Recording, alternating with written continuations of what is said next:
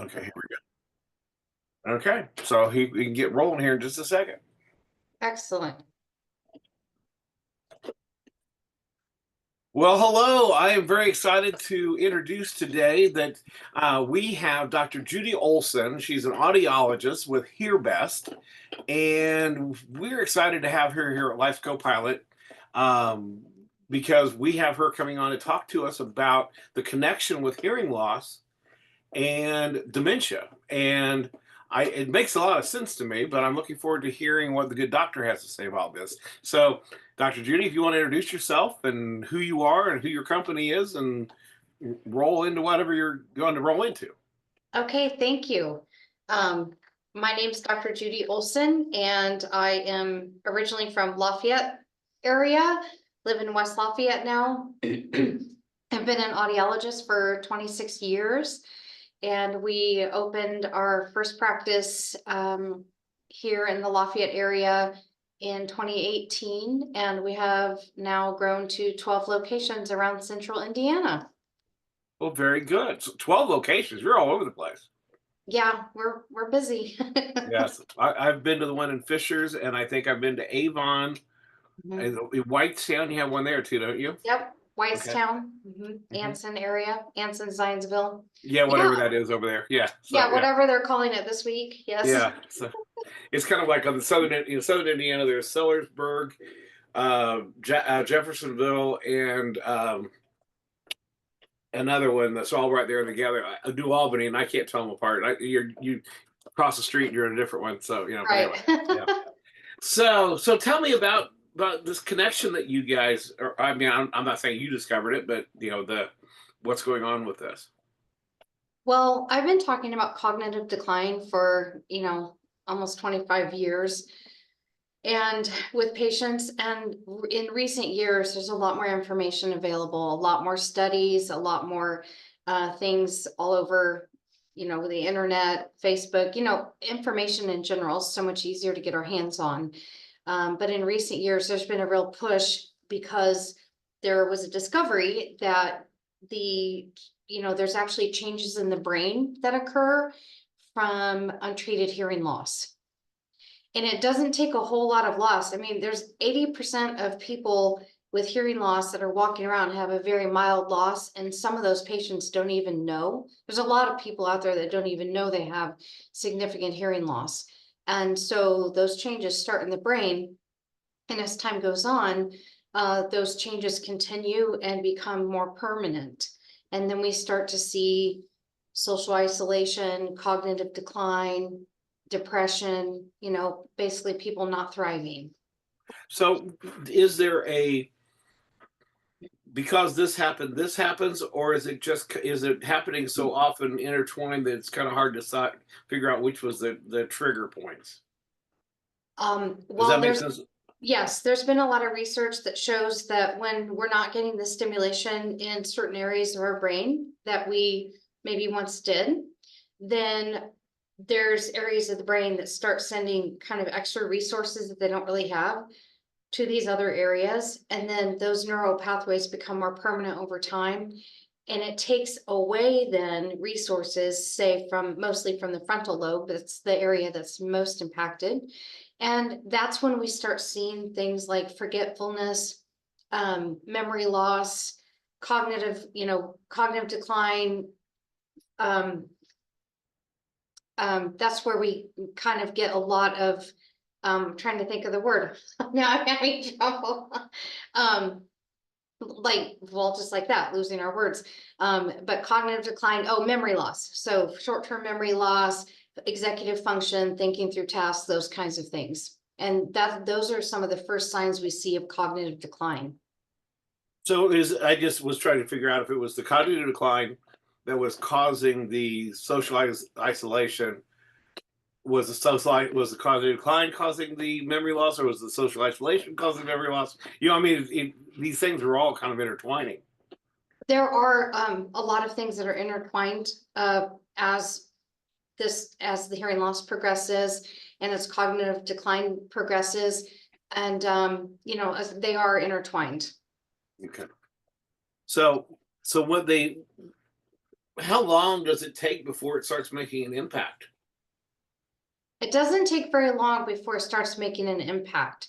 And I think everybody's different. And there are also other factors, other risk factors involved as well, like things like diabetes, blood sugar, high blood pressure. I mean, there's a whole bunch of other comorbidities or other risk factors that are also at play in when it comes to cognitive decline. But what they do know is that 45% of cases of dementia are preventable. Let me repeat that. 45% of cases of dementia are preventable. And one of the biggest risk factors, the biggest risk factor is hearing loss, untreated hearing loss. And it is also something that we have a lot of power to do something about. Well, the during the COVID lockdowns, there were a lot of people who went into dementia, and I think it was because of the isolation they were, because they weren't going out, they weren't seeing people, they weren't, maybe even the masks of not being able to see faces or hear as well, but there, I mean, I can't begin to tell you how many houses that we at Caring Transitions had to go in and help people move into memory care that seemed to be tied directly to the isolation of being locked in their houses. We also noticed on our side of patient care, a big uptick in, patients coming in that need hearing aids, that we're doing something about it at this point. And yes, and we also noticed from that isolation, a lot of our patients, it really was a catalyst for a lot of patients, a lot of seniors, because of that social isolation, that they went right on down that road of cognitive decline so much more quickly than they would have, I'm convinced, if they had been able to have the socialization, that we so crave as humans. I mean, we crave socialization and we need that stimulation for our brains. And so, yeah, we Right. saw a lot of decline in our patients as well. Yeah. So what now I've been to your, as a patient to you and had you guys do a test on my head because I was absolutely convinced I was losing my hearing because my wife has ears like a beagle and she could hear things I couldn't hear. So I found out the good news was that I'm normal. She's just, hypersensitive. So, so that was helpful, So I loved it. It was nice to walk out of there going, nice, I'm actually, not what I thought I was, So um so what is the process that you're doing right now to help people avoid this? Well, the first step is actually come in and have a consultation with one of our expert providers. So a lot of people are, like I said, are walking around and they don't even know that they have significant hearing loss because a lot of hearing loss happens so gradually over a long period of years. And our brain kind of rewires itself to believe that it's hearing everything just fine.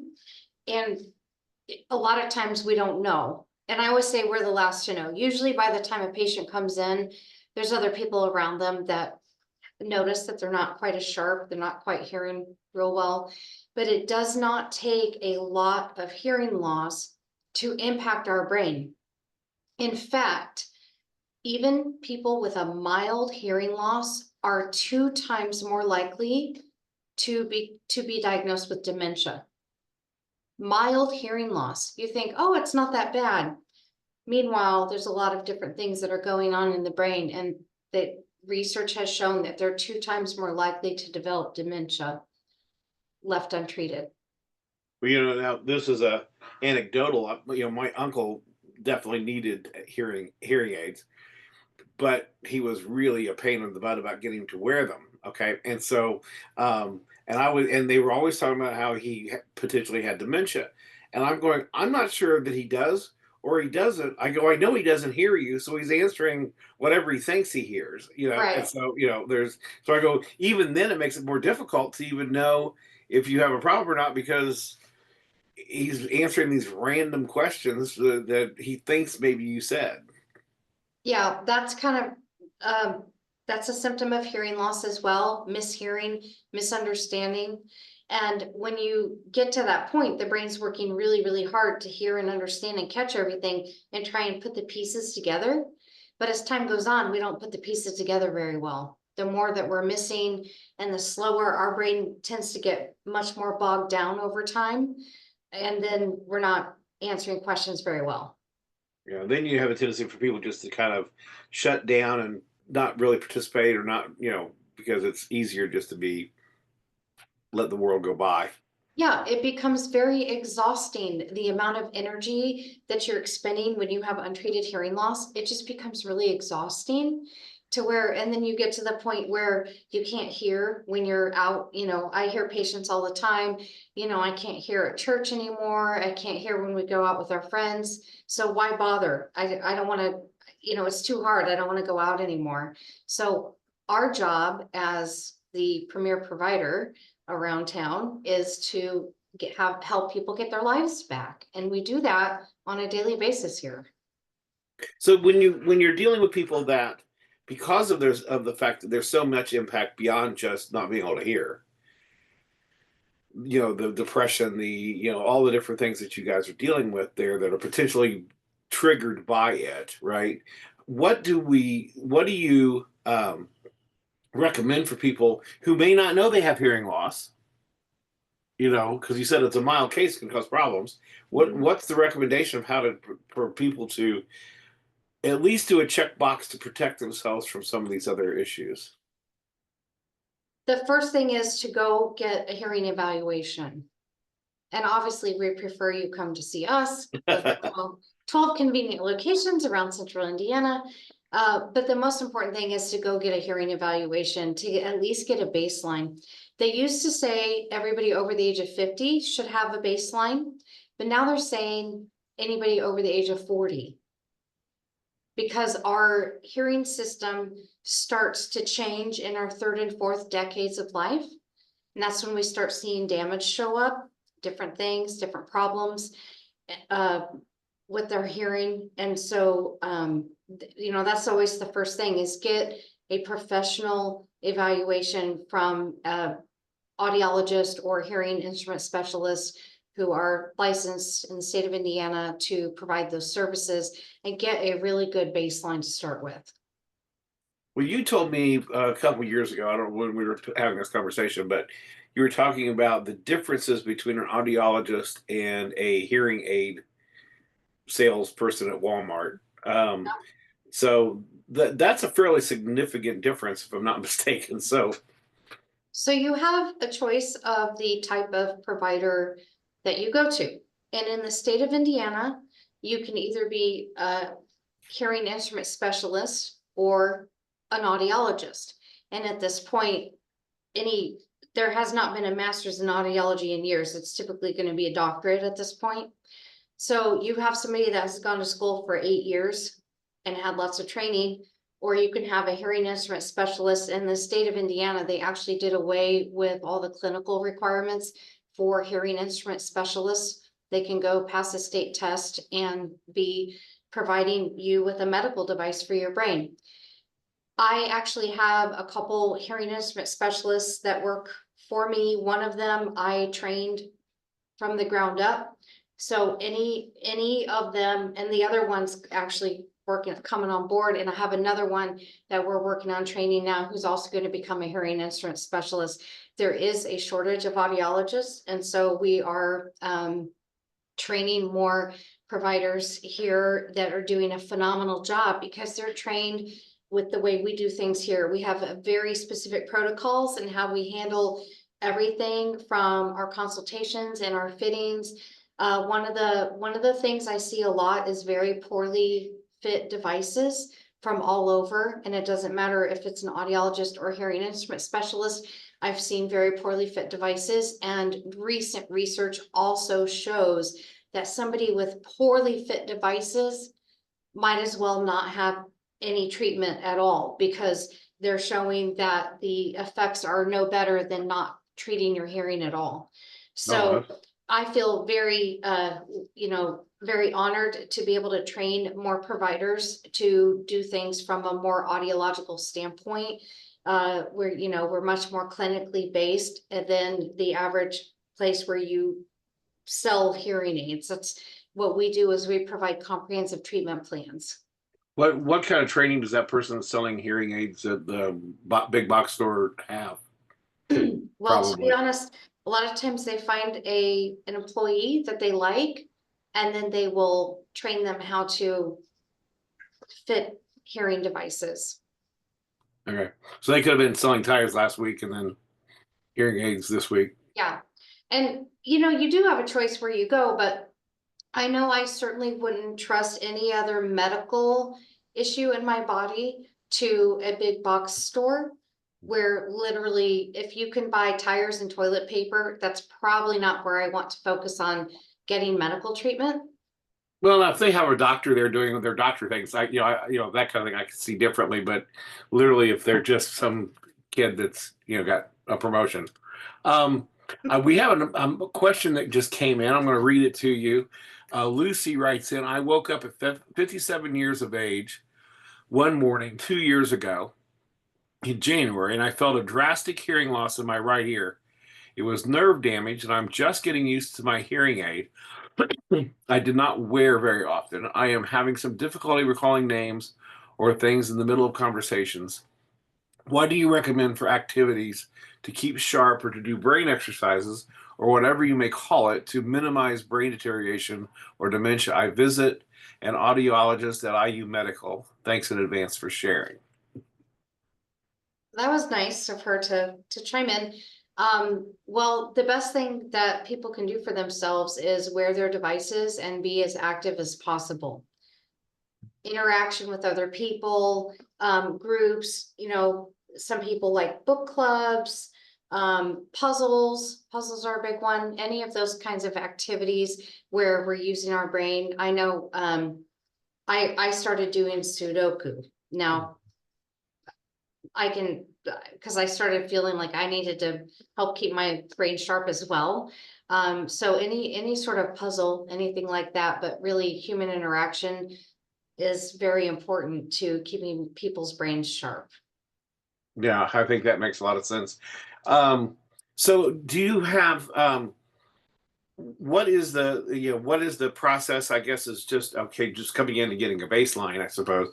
Did you have anything you're wanting to show? I know that you were talking about, or Lisa was talking about possibly you might have a PowerPoint. I don't know if you had one you want to mess with, or I don't want to not give you that opportunity. I actually didn't prepare the Oh, PowerPoint that's fine. I just because want to make sure that I I knew didn't it want to was gonna block you. be like a lot of question answer, but I will say that my husband and I did write a book. Okay. And this book, I can, I think there's a link or something we could do, but, this book has a lot of great information. People can reach out or visit any of our locations and pick up one of these books. And it has a lot of great information about hearing loss, brain health. It has some really good information about what some of the things that we're talking about. Um, this is a picture of a brain, and this side is a brain of somebody with normal hearing. The other side is a brain of somebody with untreated hearing loss and how that impacts the brain. So I've seen the functional, that's called a functional, that's a kind of a pictorial representation of what we call a functional MRI. And that's where you do the resonance imaging of the brain, and you can see where different parts of the brain light up when somebody has normal hearing versus when they have untreated hearing loss. And the problem with when somebody has untreated hearing loss is you see all the red all over that brain. What we want to do is kind of get those neurons back to where they're supposed to be through proper treatment of the hearing nerve. And then, and I've seen the research that shows that 6 months, for a lot of patients, 6 months of daily use with their hearing appropriately fit hearing devices can actually get that brain looking a lot closer to the healthy brain on the other side. So it's reversible. Yes, so by the time you have mild hearing loss, there's already been some changes in the brain. And when it goes up to a moderate hearing loss, that research shows that up to a moderate hearing loss in both ears, daily use for 6 months can provide up to 100% reversal Wow, so that's good news because most of the time with dementia, you kind of like you're going off the cliff and you just keep going. So Right. And the other thing is, it's partly about reversing some of the changes that have already started. And it's also about slowing that progression from here forward. So it's never too late to start with treatment, start using hearing devices. It all will help. It will do only you, help. do you know? Let's see. I'm just trying to think what I was gonna. Oh, now I'm drawing a blank. I'll think of it here in a second. I'm having my moment, but I think of somebody you need to talk to. So I just think that maybe there could be an opportunity for like a little some co Mhm. work on some things. But um, what I was going to ask you? Oh, so basically, I've drawn a blank on the name. I've been trying to think of this name now for this word for a while, and I just keep. I'm close. Myelin, or it's the stuff that wraps around the your nerves in your brain. Yeah, the That myelin sheaths. yes, that's the word I was trying to get. Yeah, Mhm. and what they find that a lot of times in a lot of the dementia situations is where and why you retain a musician remembers music is because that is so wrapped and so tight because they have practiced it Mhm. so many times. It's got more of that around it, and the least things that you do are the ones that go away first. Mhm. Is that something that's happening with the hearing situation as well, do you think? Or where With the maybe if hearing, you're not it's not coming in, you're not getting that yeah, you're repeated. not getting stimulation to the areas of the brain that Right. are supposed to be processing, speech and noise and everything that we hear. And so it causes atrophy. The brain starts to atrophy, the brain matter shrinks and it starts working really inefficiently. Well, yeah, anything you don't use starts causing problems, right? If you're not using whatever it is, you start running into problems with that. I'm trying to find something real quick here. So, because I'm drawing a blank on the name I'm looking for. Um, well, anyways, Memory Compass is the company I was thinking. Yes, Jesse Hillock. Do you know Jesse? Mm-mm. She has a company called the Memory Compass, and she works with dementia patients. Um, she does it through speech pathology. Okay, she works where Okay. she works with people to help them use speech to retain their cognitive ability longer, what have you. She also coaches families on what to expect and where things are going. But I'm thinking the two of you guys need to talk because I think Sounds like a great idea. yeah, because I think and Jesse's phenomenal. She's a sweetheart. So I think that there's a real opportunity there for you guys to have this conversation to talk to other people. Yeah, that sounds excellent. I'd love to meet with her. I'll send you guys both an email later to introduce you. So, Yeah, but that uh, sounds excellent. but I was just sitting there thinking of that because I'm thinking that probably a lot of her patients could benefit. Maybe she's not even thinking about the fact that maybe their hearing is causing some of the problems. Mhm. Because is this a fairly new thought process or I would say it's been around for a while, but in recent years, it's really getting a lot more traction. Like I said, as information has become a lot more easily available, more readily available for all aspects of health. Dr. Google is alive and well. You can literally type in any sort of disorder, any issue, and Dr. Google will pop out, responses and advice and all sorts of things. yeah? So in recent years, though, there's been a lot more studies. I mean, we have technology now that we didn't have, 50 years ago. Right. So, the things that are happening with the hearing nerve and the brain it's a lot easier now to be able to study these things. Like with the functional MRIs, for example. We haven't always had that kind of technology where you could see the brain light up from, from spoken speech, things like that. And so we have the tools to do different types of studies now that we didn't have, Well, things 50. have changed so much so fast. I mean, Up Yeah, until, was it a year ago, or maybe at the most two, you couldn't even diagnose Alzheimer's without it being an autopsy. Now they right. can actually diagnose it, which is that's brand new, you know, and then they could also treat if they catch it early enough. There's some treatments.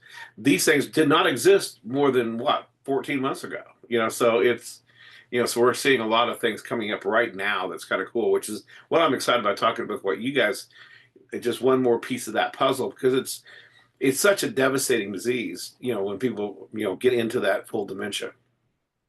It is. I've really seen a lot of things over the years, and I've seen patients that are interested in getting ahead of it.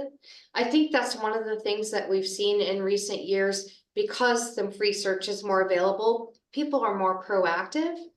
Well, people are more proactive in general these days about taking care of their health. So, and now that cognitive health has gotten a lot more traction, you know, I find people, younger and younger people coming in to get their hearing treated because my mom died of, you know, my mom had Alzheimer's, my uncle has all, or whoever in their life, they've seen it, they've witnessed it, they've watched the, you know, the progression, and they don't want that to happen to them.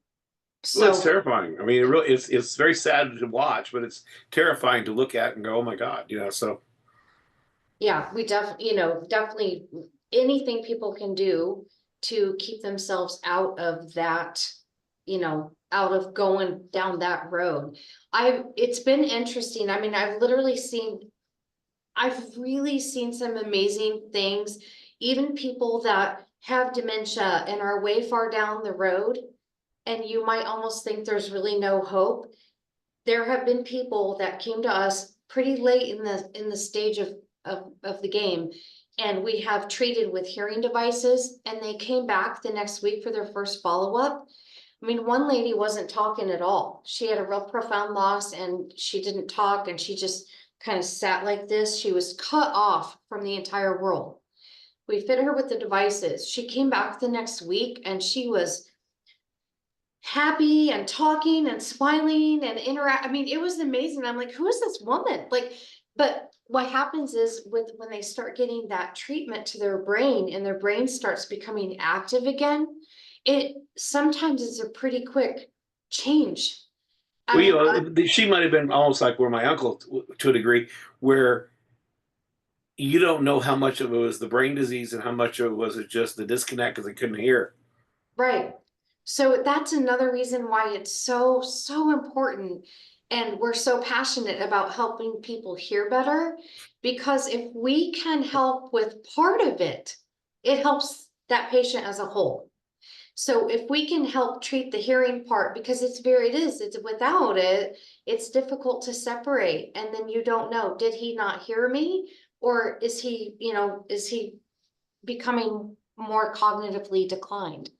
And so by treating the hearing loss, it helps, and it also helps in their future, present or future diagnoses as they go down, you know, with neurology or whatever else that they're doing.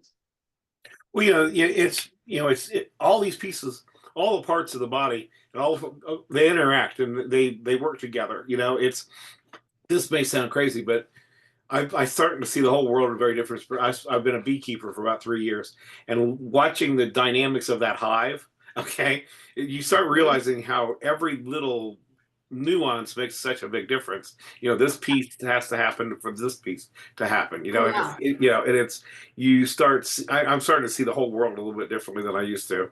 But it's, Oh, yeah. you know, it's funny that, you know, and also some of these things that are, they don't seem to be related, or they may be very old ideas that are coming back. Okay. Um, you know, I think a lot of people kind of dismiss people because they couldn't hear because they didn't, you know. So again, were they having dementia? Were they just having problems hearing you? You know, is that why they were isolated? Is that why they were depressed? You know, my daughter is, the field of study she's in, if you're on the coast, it's really big. If the Midwest, nobody's even heard of it. She's Mhm. doing like horticultural therapy or therapeutical horticulture, where she works with people get their hands in dirt, and it's amazing how it gets them past depression and gets them past all these different things. And she works with youth and stuff, but it's not something that the Midwest has even heard of yet. but it's thousands of years old. It's just starting to come back through the medical world, so I get a kick how all these things interconnect, so and they make sense.